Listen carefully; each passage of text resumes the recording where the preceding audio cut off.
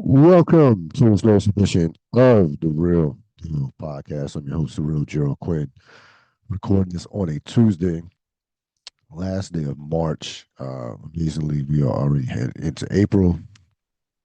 Hopefully, this weather can settle down into being spring. Uh, the coldest March on record in a long time. It was a wintry March, to say the least, especially if you were up in the East Coast. But we are here now. Similar, we are here in April, or a day away from April, which means that we are at the point of the Final Four, and that's where we're going to begin this program. Episode 1047, Context Matters. You had an absolute classic ending. The game wasn't classic as a whole, but a classic ending to another ongoing saga of the UConn Duke rivalry that now goes back 30, almost 35, 36 years when they first met in 1990 in the NCAA tournament. 1990, the Tate George shot against Clemson. Then UConn has their heart broken by Christian Leitner with the shot, and that kind of put UConn on the map as a team that was going to have to be dealt with for years to come. They didn't win a national championship, of course, until 1999, but years after that, they were constantly in contention, having top teams and a number of players go to the NBA. This was a very strange game, to say the least. Uh, UConn looked dead in the water for about, I would say, 85% of this game. Halftime is 44-29. And I'm saying to myself, this game, like, I don't think UConn's going to be able to score enough points. Like, they looked just completely out of it. Um, and they just hung around, started made a couple key threes, 3-point shots down the stretch. Um, and just that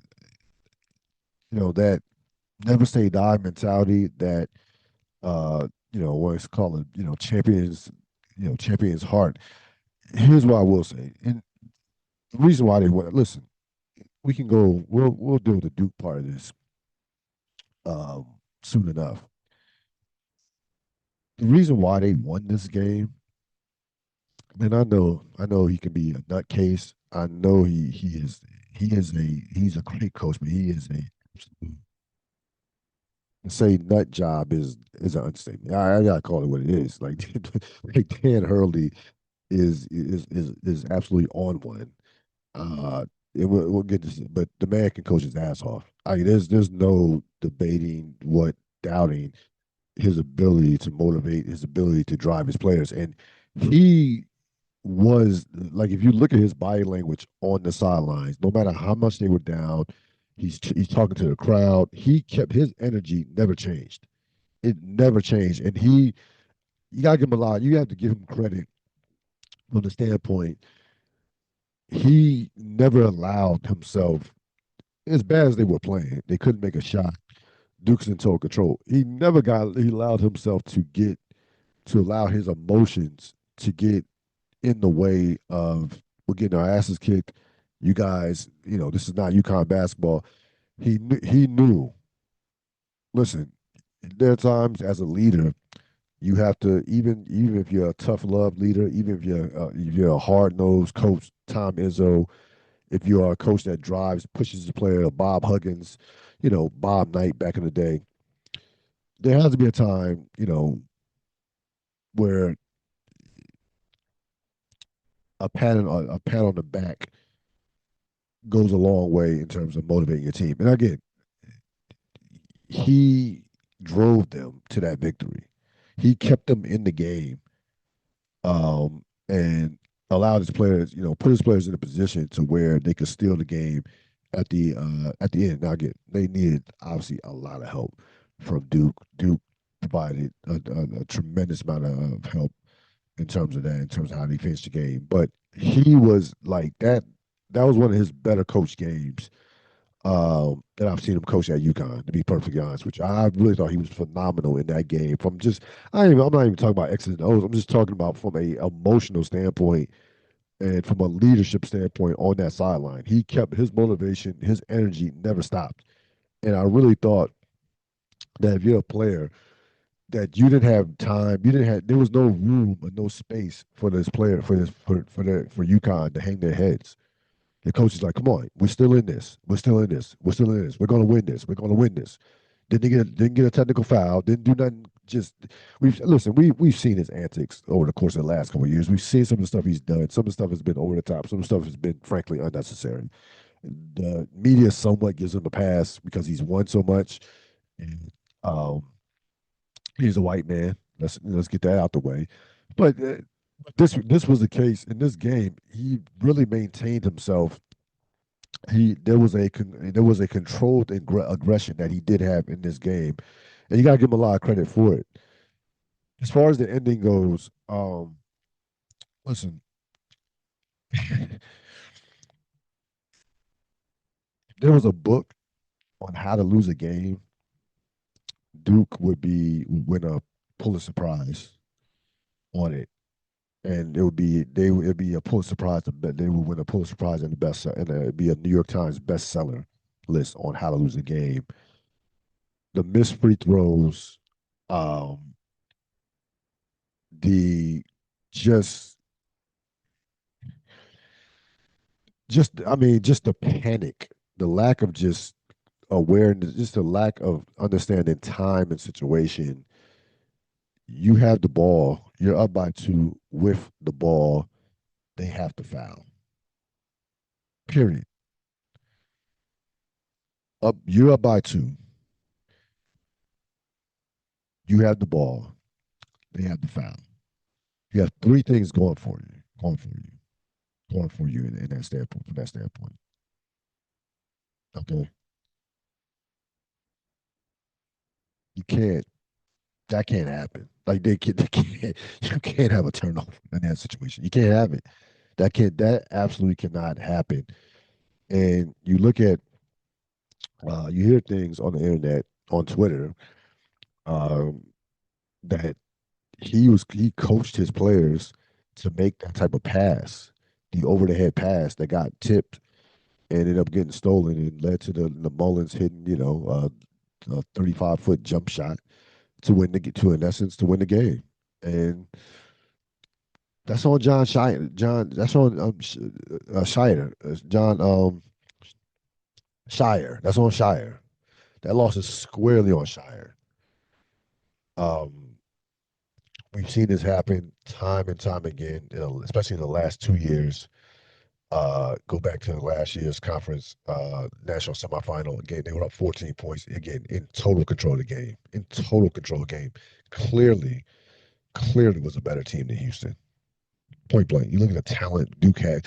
Duke, they're like that team. That team last year is going to have the two top rookies on their. They had the two top rookies this year on their team. Canupo and Cooper Flag and Canupo on their team last year. Like, that's how that team was loaded last year. This year they're gonna have a bunch of they're gonna have a number of NBA draft picks. I don't want to hear that this team overachieved. This team didn't overachieve. I know they had some injuries late in the year, Caleb Foster and the other young man. But Duke has not slipped in terms of recruiting. They've been recruiting at a super high level for the last 20 years. Like they have not. They had one spiral of recruiting back in the mid '90s when Coach K got sick in '90 and I believe in the '90 during the '94 season, and Pete Gaudet had to take over, and Gaudet took over for the rest of that season. Then like I think 96, 95, 96, 96, 97, they had a slippage of recruiting. After that, that's when they came in with Battier and Jay Williams and all those guys. And end up coming like they have not. Duke has been near or at the top of the recruiting landscape, along with Kentucky. Okay, when Calipari was there for the better part of shit since '97, for about the better part of 28, 29, almost 30 years. like there you have a list of how many guys have went to the NBA for lottery picks in the last since they last won a national championship in 2015. It is a who's list of talent that's going to the NBA since they last won a national championship. I mean, you're talking like Jason Tatum. Again, it's a go look at the list since 2015 I mean, how many NBA players they've put in the league that have ended up rookie of the years, winning NBA championships, All Star games, and the whole nine. So I don't want to hear about Shire, this team overachieving. No, this team did not overachieve. The ACC was not that strong this year. After Duke, I mean, Virginia and Carolina were decent. Louisville, decent teams, but they had they had it all out. They had it right there for them to win a national championship. And you think about it, and we'll get to it later on. The winner of the Connecticut Illinois game is going to have a tremendous advantage come Monday night, considering what we think is going to transpire between Michigan and Arizona. It's going to be a war, an outright bloodbath. So it was right there for Duke to win their sixth national championship this year. Everything was laid out there for them. Period. You had a tough game against St. John's. They got healthy. Um, this is not a vintage Connecticut team this year. This Connecticut team, as far as this is probably the worst Connecticut team that Hurley's had since his first year. To be honest with you, this Connecticut team wasn't is a very good team. It's not a great Connecticut team by any stretch of imagination. There was no way. There's no way in the world Duke ever should have lost that game. There's no way in the world. But coaching matters, and you get in these games, man. I'm telling you, like like you can tell the program, like the programs, these teams reflect their coaches. Like St. John's against Duke was great on Thursday night. Excuse me, Friday night. They played that St. John's team is not that talented. That team was tough. They hung in there with Duke. They battled Duke tit for tat. They played a phenomenal game. Phenomenal game that St. John's played. Duke is just that much more talented to where Duke's talent won that game. But Shire. Listen, look, we've seen coaches. He has won a ton of games his first 4 years. The team has been in multiple Final Fours. Listen. I'm not saying he's never going to win a championship. I'm not going to go that far, but there's something to be said about how his team has fallen apart at the seams in these close games, in games where they were absolutely in total control. Um, in games where, from a talent standpoint, that they clearly had more talent than the other team. I mean, even going back to the 2022 Final Four against North Carolina, that North Carolina team was an 8 seed. That was a over. Again, I understand it's a rivalry. I get it. It's Duke, North Carolina.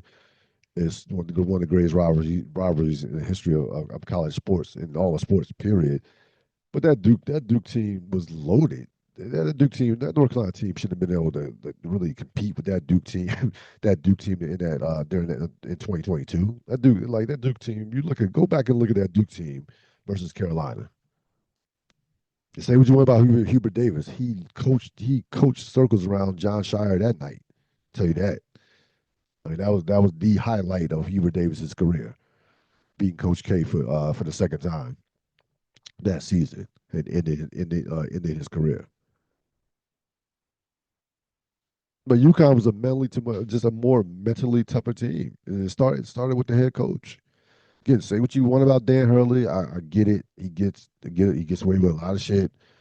I'm not going crazy about the headbutt of the official. The official didn't get like that. They're not gonna call a technical foul on that. Like that's how. I mean, that's how much of a reputation that he has. Even the officials knows that he's a nut job. So even the officials knows he's crazy. They're not gonna call a technical foul on that. Nor should they. To be honest with you, like come on, like like come on, you're not gonna call. You're not gonna call a technical foul after a guy's team has made that type of comeback, and he's like, give me a break. Duke, the Duke radio announcers were crying. Were crying. They should have been crying at the just utter collapse that team laid down. That team that team just fell apart in the last 3 or 4 minutes of that game, especially the last 2 minutes of that game. That game, I'm telling you, folks, that game should have been a easy 10 to 12 point win for Duke going away. Easy. Like Connecticut played about 5 minutes of good basketball. Not even a whole half of good basketball. They played about 5 minutes of good basketball. About 5 to 8 minutes of good basketball. Maybe 10. Maybe I'm not being as kind as I am. Maybe I'm not giving them Connecticut enough credit in that standpoint. About 10 minutes. Played about 10 minutes of good basketball in that game out of the 40. So again, Duke. Um, that's gonna be what. That's gonna be. I'm trying to think of Duke losses that like worst Duke losses in their history. Um, that '90 championship was a rough one.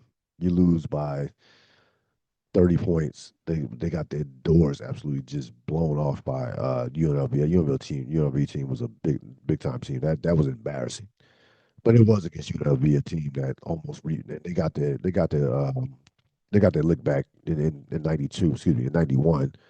So that kind of negates that.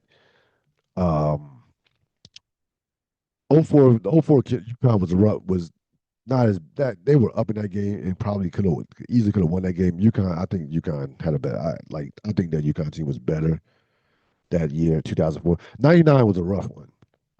And '99 to UConn was a rough one because UConn was a tough again, better coach. Calhoun out coached Shepsky, but from a talent standpoint, that '99 Duke team was one of the best teams that never that I can make a case, a strong case that that's the greatest team to never win a championship, to never win a championship from a talent standpoint. They're up there, certainly up there with like the '84 Tar Heels, the '91 Running Rebels. They are in that conversation for one of the greatest teams not to win a championship, to come up short from a talent standpoint. That team, that Elton Brand, Corey Maggette, William Avery, uh, Trajan Langdon. I mean, that team had All Americans, NBA players up and down the board. That was a rough one because I did not expect Connecticut to win that game in '99. I know Connecticut had a veteran team: Rip Hamilton, Khalil Amin, Ricky Moore. They had some seniors. They had some like they had been through some wars. Um, everything was building for Connecticut to finally get their the monkey off their back and winning their first national championship. But that Duke team was, oh my goodness, classic game by the way. That was one of the better played national championships that you will ever see. It was a very um highly contested game as far as played at a very high level. But this one. I mean, and of course, Carolina in 2022 losing like to your rival in the Final Four to end your legendary coach's career. I'm sure Duke fans probably will put that one as number one um, in terms of their worst losses because it's Carolina. But this one's close. This is absolutely close because Duke is better. I mean, Duke is better than Connecticut. I mean, give me like I would take this Duke roster over this Connecticut roster like in a heartbeat. They're a better team. This was not a championship year for Connecticut. Like Connecticut was like in the beginning of the year was in the conversations for a championship, but this was not considered to be a year where you looked at Connecticut and was like, hey, this team could win a national championship. I'll be honest with you. I mean, Hurley has done a phenomenal job with this team. He really has. Not a lot of people were high on this team coming into the tournament. Um, people were looking at Duke. People were looking maybe Kansas makes a run, maybe St. John's after what they did in the Big East tournament to Connecticut would make a run possibly. But I did not expect Connecticut to be in the Final Four, frankly. So Connecticut goes to the Final Four. Again, this has been a dream college basketball NCAA tournament. I understand the games this weekend were not very good. You had some ass whoopings. I mean, Tennessee, Michigan was a beat down. Arizona pulls away from Purdue late in the game, especially in the second half. Um, but the Duke UConn game.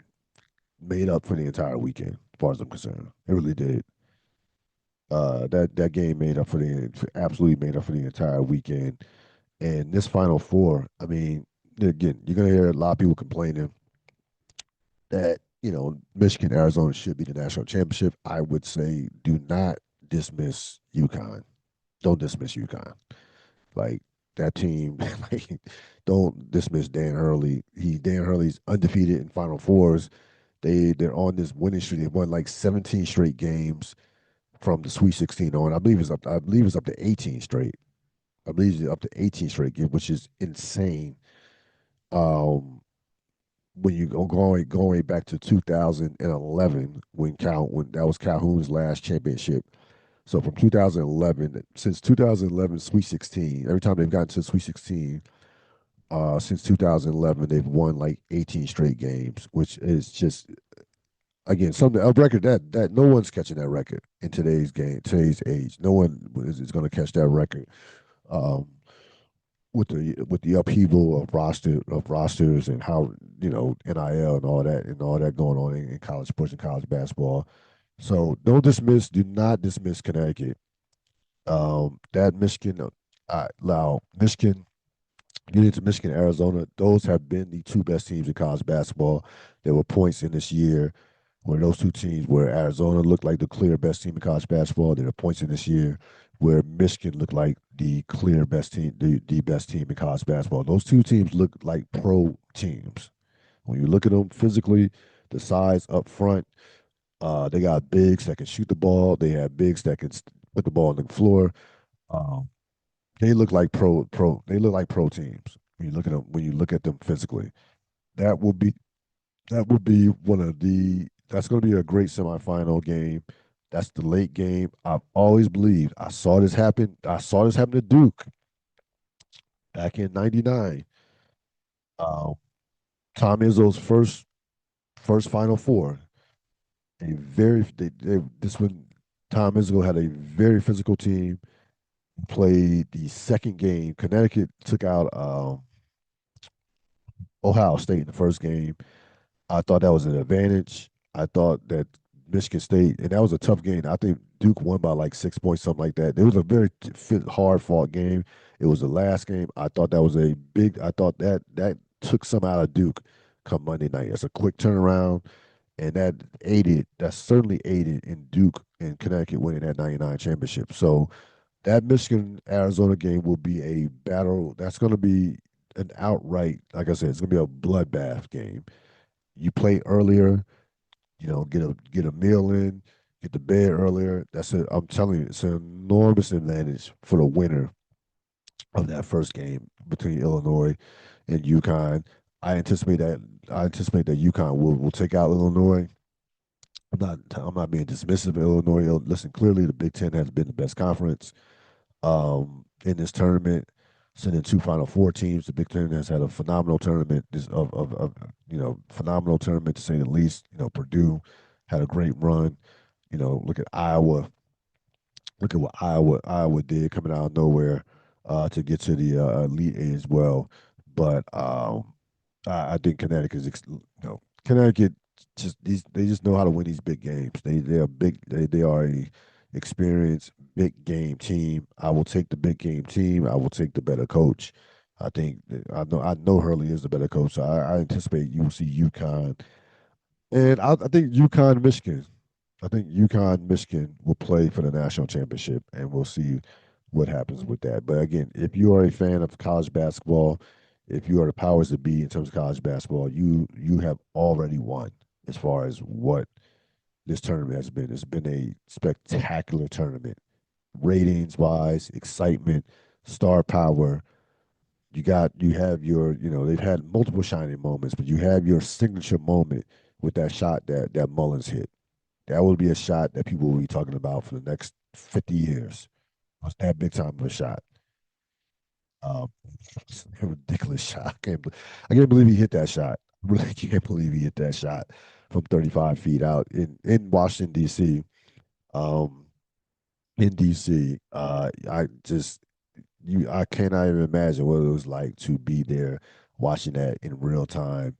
watching that, and the fans again, those fans who were fortunate to go there, well, that's one of those memories, lifetime memories. If you're fortunate to get to that game, we're going to the deep dive. Tiger Woods got into another car accident.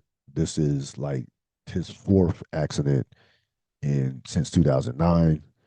Um, he as of so he was caught when he was pulled over. When he not pulled over, but when the police got there, he had some hydrocodone pills in his pocket during the arrest. This is, of course, his mugshot. Um, these are hydrocodone pills are, of course, very popular as far as painkillers. Um, Now, when this first happened, you immediately think like Tiger, like what are you doing as far as driving? Like you have no business. You clearly was under medication. Um, Officer said that there was no alcohol in his breath. He passed the breath, of course, passed the breathalyzer test, but his eyes were glossy, and clearly he had taken medication before he got into the vehicle. And here's what like I guess I have to give Tiger like some grace, despite the fact. I mean, I don't like listen, despite the calibration comments back in the day, despite the fact that he dated a Trump, despite all of that, I actually feel bad. I actually feel bad for Tiger. I do. Um, because he clearly this is a dude, 50 years old. This is a dude who clearly has a problem. Clearly has a drug problem. And when you think about it, since 2014, he's had 7 back surgeries and 5 knee surgeries. He's only played since 2021. He's only he's only played in 9 out of possible 20 majors. Um, Missed all of 2021, missed all of 2025.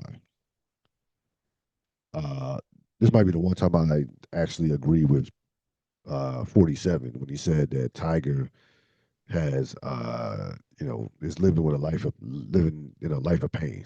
Uh, the Trump was actually made sense for once in his life. And yeah, that I mean, this guy, I listen. I recently had tweaked my back recently. I'm telling you right now, and it wasn't. Yeah, it was to a point where I'm just might take a couple weeks off from doing any major lifting. Been doing any major lifting at the gym. Got some medicine on my way back to recovery. In a good sense. I cannot imagine being sleepless because of pain keeping me up at night. I can't imagine every time you walk, every time the struggle like to just stand up straight, the struggle just to move, how that is. And this is where, listen, people say, well, he's a billionaire, he has all the money. Yeah, he does have all the money in the world. But I mean, the pain is the pain. Like the pain, like I'm sure he's getting I'm sure he has all the most powerful drugs that you could possibly have. But it clearly, first of all, like I said, he has not played a lot of golf in the last since he won the 2019 Masters, like which is now going on 7 years, 7 years ago. Hasn't not played a lot of golf, just hasn't. And I think you have to look at not only the physical toll that has taken, but the psychological toll. Tiger is only 50 years old. 50 years old and for golf age is not old. 50 years old. They're guys who still compete over the course of the history of golf, who we seen still compete at a relatively high level at 50. Now, in today's age, there's so many talented guys under the age of 40 in their 30s, in their mid 20s. It's probably be much harder to be in your mid to late 40s, early 50s, and still try to win majors, or still try to compete week in and week out at a top level because the field is so deep and so young and talented. Like there's so many talented guys. But I'm sure when Tiger Woods was in his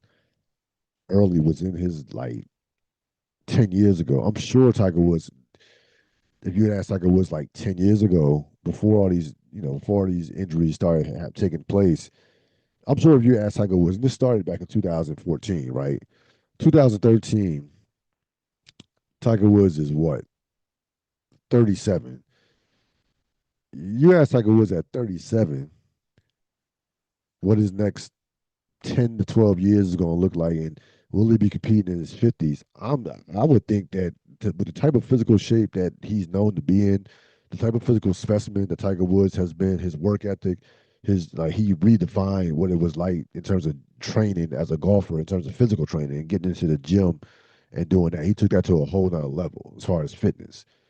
He would have told you that I can win majors in my 50s. I'm sure he would have told you that.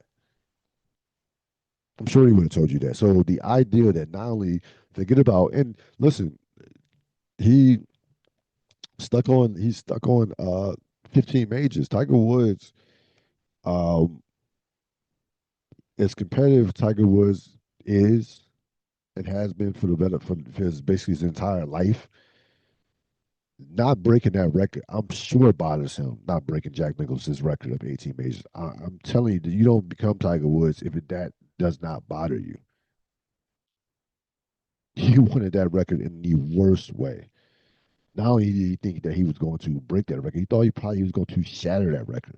Tiger Woods probably thought that he would have at least like 25 majors right now, because that's the pace that he was on at one time in his career. So Tiger going, I mean, let's be honest, Tiger's going through it, man. Tiger's going like you know the personal life stuff, the stuff that happened. We can go back and some of the stuff again. I'm not trying to make Tiger a sympathetic figure. Some of this stuff, a lot of stuff has been his own doing somehow in terms of how he's been moving, how he moved in his personal life, with all this, the Perkins waitresses and all that shit that happened back in the early late 2000s. But he's paid the price. Like you can again, he's Tiger Woods is a billionaire, but I'm telling you right now, man, Tiger Woods would trade a lot of that money to be paying. Trust me, he would trade. He'd be if you told Tiger Woods, man, you can have like $200 million in your bank account instead of $1 billion. I promise you, Tiger Woods would be like, if I could be healthy and be playing at golf at a relatively high level and pain free, I would get rid of some of that. I would give back some of that money to be pain free.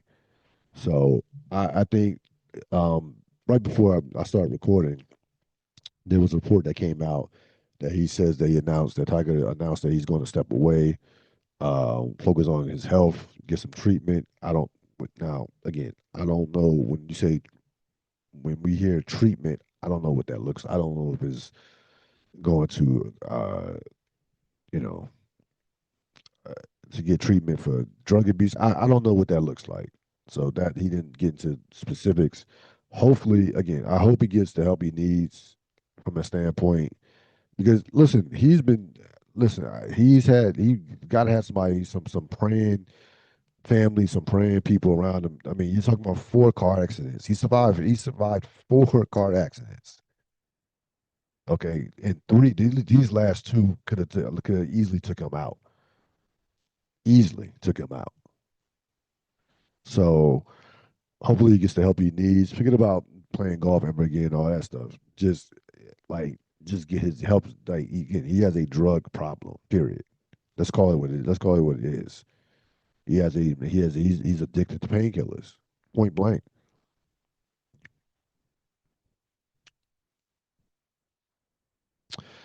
Before I get to the real thoughts, a couple things on the NBA. 2 weeks left in the regular season. I just sometimes you see shit you see some shit sometimes that's reported or narratives that start, and it's mind boggling how easy accessible information is in 2026 to see some bullshit get reported or get mentioned on different various podcasts or various just platforms. And what I mean by is this ideal that the NBA is in dire straits as far as its viewership, and football is of course long gone as far as any other sport. Football is miles ahead, but now baseball and these hockey and these other sports have seemingly, by some of these narratives, have passed the NBA. It's complete bullshit. The NBA is easily the second most popular sport. It's not even close. It's not even close. The NBA this year, in the 2026 NBA season, 25-26 season, viewership is up 18%, 18 to 84%, depending on the network. This is despite the fact that people complain about not finding the games. Well, somebody's been finding the games because the ratings, these are the best ratings, regular season ratings that the NBA has had since 2011, 2012 season. Okay. The All Star game, we understand the All Star weekend was a success from a viewership standpoint. Okay. So this idea, like that the NBA, people are watching the games. I don't know what to tell you. People are absolutely 1,000% watching the games. If anybody tells you any different, then they don't know what the fuck they talking about. Like you can look this up. You can literally look this up online. Like you can literally Google this shit. It's not hard to find. Again, there are some things that the NBA needs to fix. We all understand that understand what's transpired with the NBA this year. The gambling, the tanking, ongoing issue, a lot of injuries to superstar players and what have you. And the NBA has been through a lot this year. But the bottom line is, again, the playoffs should be great. Some of the stars are starting to come back. Anthony Edwards is back. Kay Cunningham should be back before the playoffs. And you have some great storylines, especially in the Western Conference going into the playoffs. Speaking of the Western Conference, um, this NBA, the MVP situation has gotten funny. It's gotten hilarious from the standpoint of who who people want to win the MVP versus who is actually going to win the MVP. Like the momentum for Wembanyama has gone to an all time high, and I'm a big time Wembanyama fan. Obviously, he is the future of the league without question, and is going to be, stays healthy. It's going to win championships. It's going to win MVPs and defensive player of the years and all that. As we stand here on March 31st, 2026, Shea Alexander is not only the MVP of the league, he's the best player in the world right now. And you could talk about the foul baiting, you could talk about all this other shit. People seemingly hate OKC now. They're the villain team. Nobody likes them, small market, whatever. It doesn't even matter. But Shea Alexander is the MVP. The MVP, I want to remind people what the MVP is, what the MVP is not. The MVP is not a weekly award. It's not a monthly award. It's not a quarterly award. The MVP starts in late October up until the last game, what, April 12th, or what have you. Period. It's not like from start to finish, Shea Alexander has been the most consistent and been the best player in the league this year. When Joker got hurt, it seemingly to me was probably a wrap when Joker got hurt. I'll be honest. Like that Denver was playing great basketball. Joker was playing on this just historical offensive level. He got hurt, and that was that. Um, like Wembanyama has been phenomenal. He had 41-16 last night, 3 blocks against the Bulls. SGA last night had 47 in a game where they easily could have lost. Probably should have lost it to an undermanned Detroit team that was missing like 5 rotation players, including like their all stars in Cunningham and Jalen Duran. But um, he's the best. He's been the best closer this year. He um, his the on and off numbers, and get both Wembanyama and his on and off numbers are spectacular. I think Wembanyama leads the NBA in plus minus. But look at all the injuries that Oklahoma City has had into they won their 60th game last year. It like for them to win 60 games, considering all the injuries in the Western Conference, which is still the better conference. I know the East has closed the gap this year, but the West is still the better conference. It's been it's almost it's insane. It's really almost unfathomable to think that they could be this at this level considering the injuries that they had. To be honest with you, again, I understand they're a talented team. They're loaded with quality players. I get it, but a lot of those guys have missed, including Shea, has missed a ton of time. But he's going to win the MVP. Like he qualifies for enough games, which he's probably going to do. He's going to win the MVP. I mean, that's that. And it's not. I mean, it won't be unanimous, of course. It won't be a runaway victory. It'll be decently close, but um, I don't think it's going to be as close as people are trying to make it out to be. And he plays both ends of the floor. You can't use the only plays one side. Only plays like Luca plays one side of the floor. Can't use that with SGA. Plays both. He is a two-way player. Period. We're gonna wrap it up with real thoughts. A couple of things. There's a few things going on with real thoughts. Number one, I'm gonna talk about Black Maga Nation, and I'm not gonna spend a lot of time on this, um, to be honest with you, but I'll give it a couple minutes. So, for the Nick Cannons of the world, for the Chili formerly of T-Boz of the world, Amber Roses, I can go on and on and on. It's been a number of Black Nellies, whoever. It's been a number, but I just I want y'all to keep this in mind. You can be a MAGA all you want. You can dance. You can do the Trump dance. You can go. You can listen. You can profess your love for Donald Trump and the MAGA Republic and the MAGA Party till the cows come home. But this is what I want you to keep in mind. Black unemployment rate is 7.7%, the highest since October of 2021. Over 500,000 Black women have lost their jobs since 2025. Okay. The Black unemployment rate for women is 7.1%. Gas right now just hit $4 a gallon. The American public will get you the fuck up out of here as far as not watching your shows, not going to your shows. I'm telling you right now, especially for certain celebrities, I'm telling you, these celebrities need to really. If I'm PR people, I would be. Depending on the celebrity, I would kind of advise them to kind of pipe the fuck down a little bit.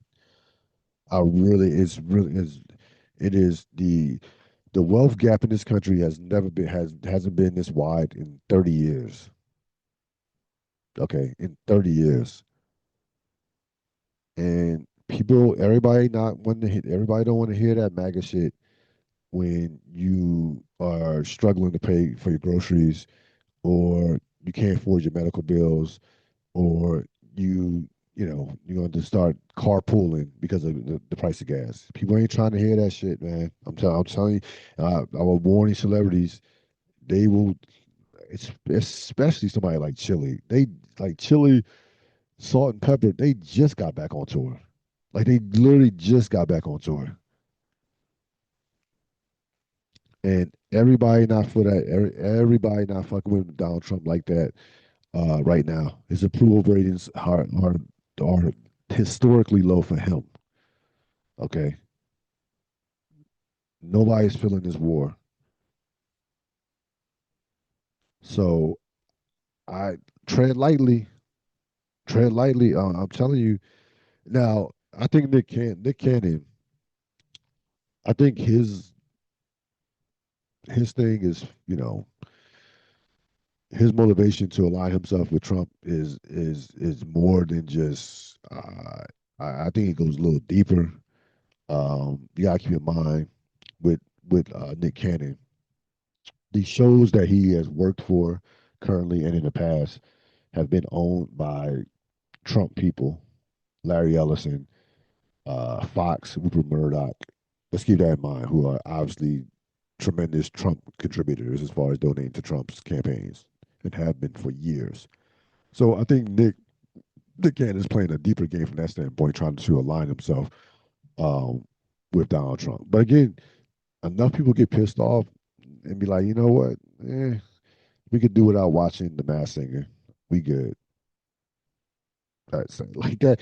That's on the table. That's absolutely on the table. So these celebrities, I so I mean, you want to know the motivation for these celebrities, especially these black celebrities, to do this to align themselves with Trump.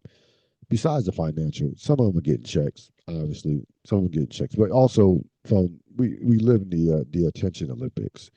If you say something crazy like all lives matter or Trump is great for the country, you're going to get a certain amount of traction, hate. You're going to either get a reaction from people who fuck with MAGA, or you're going to get a reaction from people who detest MAGA. So either way, you're going to get a reaction. You're going to get a love reaction or a hate reaction. And some of these people, like Amber Rose, who are struggling to stay relevant, just are, are doing it just for the sake of attention. Period. Point blank. But some of these musicians who just got back on tour or who need their checks, all their checks, I would again caution them to pipe the fuck down in a real way. Like you can go from arenas to a 4-H fair in a heartbeat. I'm just telling you, it won't take like some people be like, all right, you know, I'm good. I'm not giving them. I'm not spending money, my hard-earned money. I'm good. Deuces. It is not a necessity to go see TLC or In Vogue. I'm not saying Vogue said anything or Salt and Peppers. Not like y'all was popping in the '90s, but it's not like y'all like people could miss those shows and be good. Like people don't have to go to those shows. Um, so Kanye came out with an album, dropped last Saturday, I think last Saturday or Friday night, late Friday night, early Saturday morning. Um, obviously, is last time I checked, had like 32 million streams, something like that. It's probably exceeded that. 18 tracks called Bully. Um, I listened to the album. I listened to the album a number of times. By the way, it's only 42 minutes, so it's a quick listen. Just for 18 songs, only 42 minutes. Listen, Kanye, from a production standpoint, could be live to be 150 years old. He could do production in his sleep. Like the guy is a genius at producing music. He might be the best to have ever done it in not only hip hop but in music in general. He's there's a Mount Rushmore of producers. Kanye West is on it. So he's always gonna hit. He's always gonna win from a production standpoint. I thought this album was interesting. Um, from like Kanye has never. First of all, I mean Kanye wasn't talking about shit on his album, and normally I wouldn't react to that because Kanye has never been known for these substantive lyrics per se. But I guess I felt like it had been like 5 years since he made a solo album. Um, Donda. Um, I guess I get I really felt like I guess I expected some more vulnerability per se. Um, Again, I was not disappointed by the album. I didn't have great expectations of the album, to be perfectly honest with you. I didn't. I think it was Kanye isn't it's impossible. Kanye's not gonna make a bad album. He's just not. He's that gifted from a production standpoint. It's just not gonna. It's just almost impossible for him to make. It's impossible for him to make a bad album. Period. Despite what you may feel about his personal views and all the crazy shit and all the horrible shit that he said and done, he's not. If you objectively listening to his music, you can't say that he's ever made a bad album sonically. But I guess with this album, I expected him to be more vulnerable, to really kind of explore some of the stuff that he's dealt with um, over the past 4 or 5 years. And he, throughout the course of the album, he kept trying to. I think he was hiding behind his music. You would hear him say, this the new Kanye, or and even there were times even when he wrote the album, the old Kanye is back. And it's kind of like, like, I mean, I don't know. I thought, eh, like again, I thought that he absolutely hid behind his uh his production, and I think that he can seduce you enough with the production that what he says on the album doesn't really, you can kind of like almost put it to the side and ignore what he says on the album, that it won't really it won't turn you up to a point to where it's like you be like, oh, this is a bad album, this is trash. But again, I did expect him. I did once I was anticipating what he was going to say on this album, and you know, surprisingly, he didn't say anything. To be honest with you, I did expect him to say more and to be more open with how he's doing right now in terms of where he's at right now. Now, some people might say, well, I heard some people talking about the album saying that, well, that's not the worst thing because he wasn't on some racist and wasn't on that type of deal, anti-Semitic and all that stuff. And I'm like, yeah, I hear that, but like I'm not going to applaud him for not, you know, being anti-Semitic or for not being, you know, acting like a Nazi. Like, like what are we talking about here? Like, I don't think he just deserves a round of applause for that. But I guess again, I'm not disappointed by the album. I did not. The album is fine.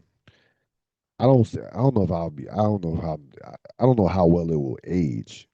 To be honest with you, I don't know how well it will age. But it's a mid album at best. I'll be honest with you. It's a mid album. It's not a bad album. It's not a great album.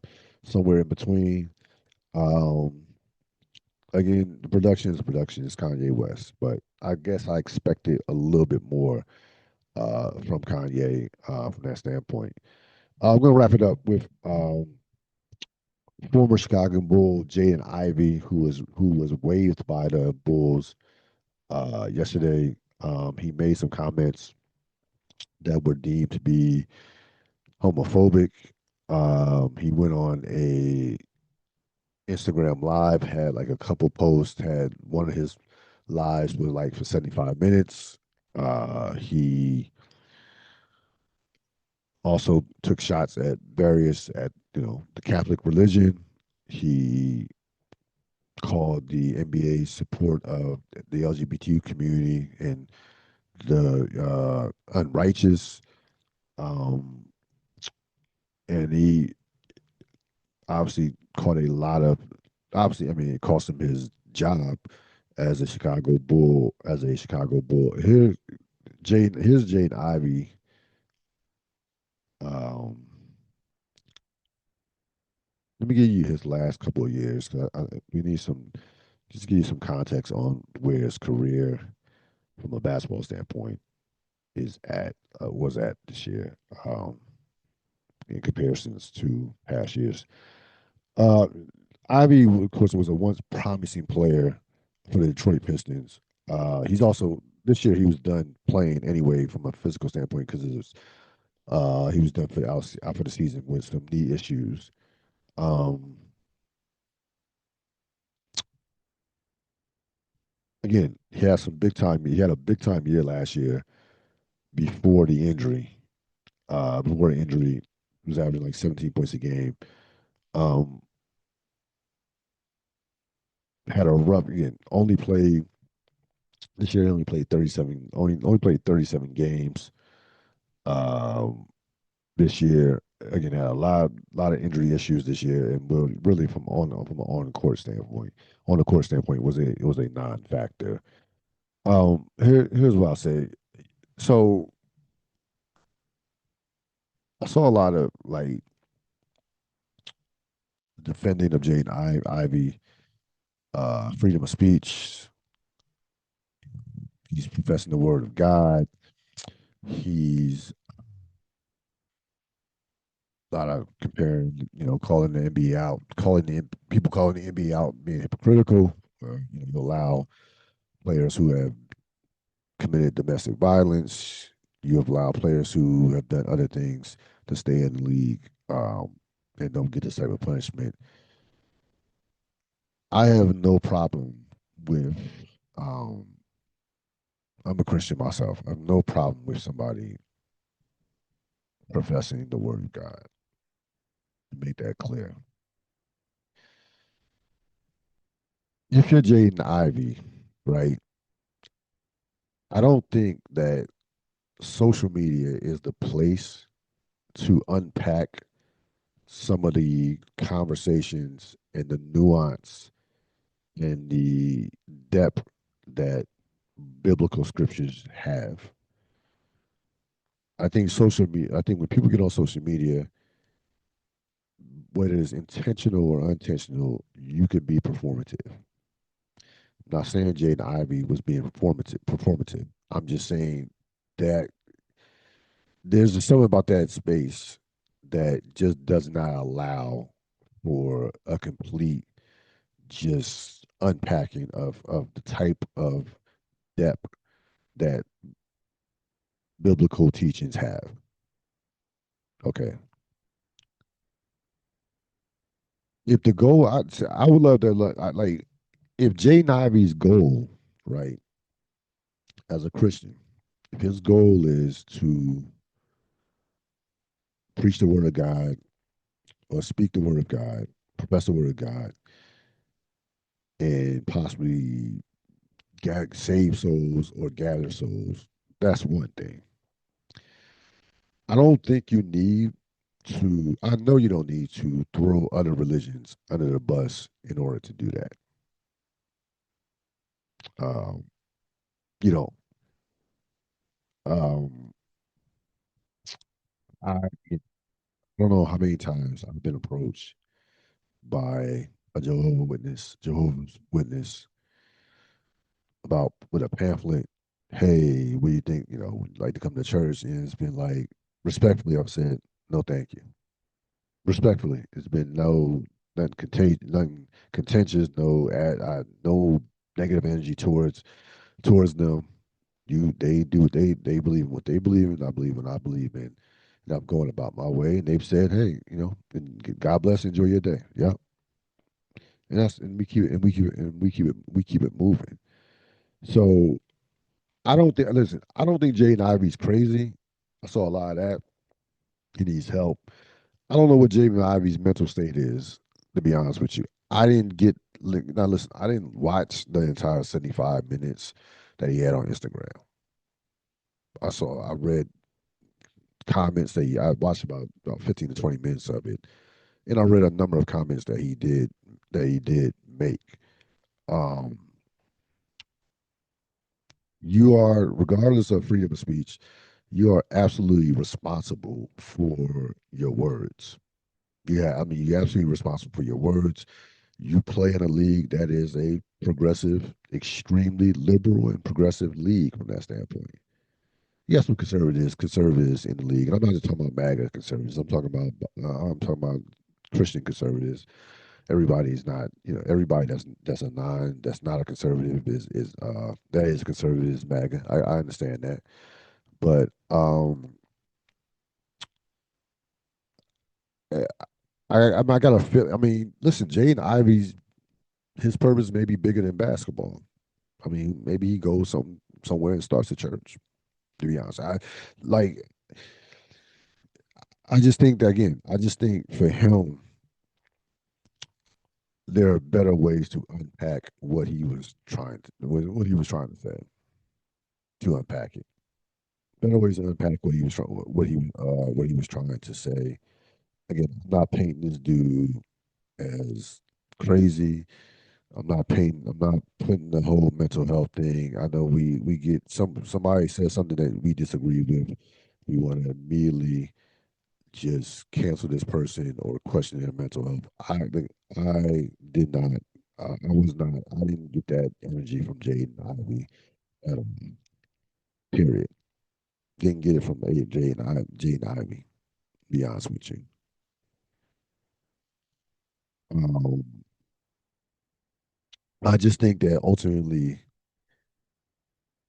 when you're trying to unpack something like that, especially when you're trying to, especially when it comes to history or religion, Twitter, Instagram, probably not the space for it, to be honest with you, because a lot of people take sound bites. There's a lot of missing there could be a lot of missing context. I mean, that's what happened to that's what happened to Nick Cannon. Left out a ton of context doing a show that he clearly was, and he intentionally left out context when he made a statement about the Democrat Party used to be the party of the KKK, which back in the day was true, but again, left out a years worth, left out decades worth of context, maybe even hundreds of years worth of context. Okay, so um, again, I'm not gonna sit up here and I saw a lot of this and be like, Jane Ivy needs some mental health.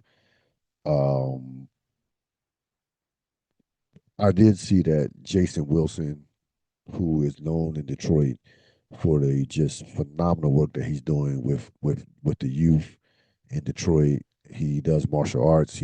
Jason Wilson is known all over the country, but especially in Detroit, just the programs he just building up young men and developing young men to become men. And he just anybody that knows Jason Wilson knows what I'm talking about. Jason Wilson reached out to him. I hope that he takes Wilson's invite. Jason Wilson said he DM'd Jaden Ivey, and I hope that conversation does happen because I believe that I believe Jaden Ivey could use a mentor like Jason Wilson. Jason Wilson, for those who don't know who he is probably in his, I want to say like mid to late 50s, maybe even early 60s, mid to late 50s, at least in his 50s. So Jaden Ivey, 24 years old, that's another black man mentoring another younger black man, and this is what we need. Um, I'm not again. This is about to me. Um, this is about with Jaden Ivey. I'm giving this was a grace podcast. I gave some grace, giving grace to Jaden Ivey, gave some grace to Tiger Woods as well. So this even a little bit to Dan Hurley. So this was the Grace podcast for today for the Real Deal podcast. That's going to wrap it up for this edition of the Real Deal podcast. Enjoy your evening and the rest of your week. So long.